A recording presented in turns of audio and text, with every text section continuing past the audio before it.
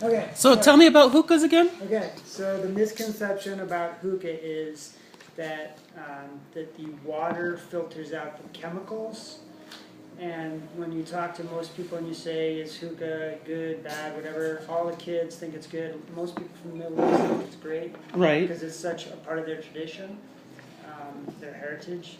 But all the actual water does is cool the smoke. So does it make it more, does it make it able to attach to your lungs easier because it's not still hot when you blow it out? Or? No, I don't.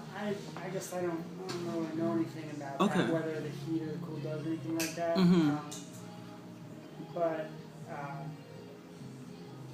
it does have more of similar chemicals. So it's got 36 times the amount of tar as compared to one cigarette.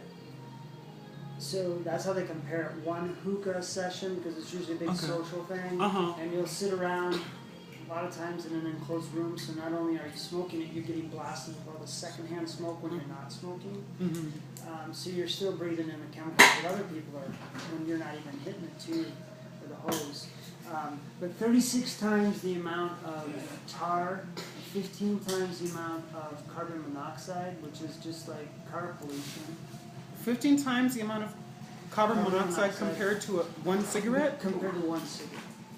And then... So a singer would really not want to be doing this? No. Even less than one would want to be? Okay. And then, it's interestingly enough, only I think it's like 1.5 times the amount of nicotine. So, you know, it's a longer session, but you're really not getting that much more as compared to a single cigarette. But, I mean, all the chemicals in a cigarette, does it have less of those? Or, I mean, the flavorings and the sweetenings, does that counter, I mean, how does that balance out? I don't know if it really balances out. We do know that there's over 7,000 chemicals and chemical compounds in cigarette smoke and secondhand smoke. 250 of those are toxic, so it means they're poisonous, and 69 so far has been proven to cause cancer. That's in a cigarette, so I don't know what the actual number is. I just know from what I read and the research I've done is, you know, it's got a huge amount of tar, which is what causes lung cancer. And not only that, tar gets distributed throughout your whole body, so it just doesn't go into one organ. It affects everything. So just like nicotine. Nicotine's a carcinogen too. So with the tar, even if you haven't had a cigarette or a hookah session for a while, the tar is still in your body and it's still affecting your muscles and your blood and your heart and all that stuff. Oh yeah. Okay.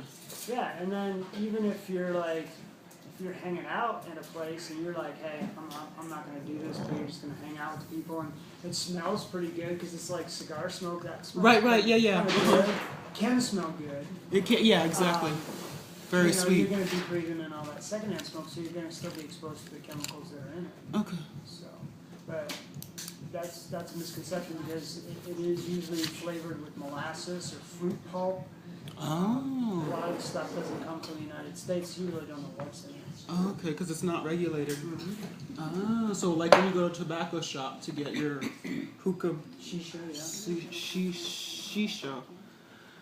it's imported.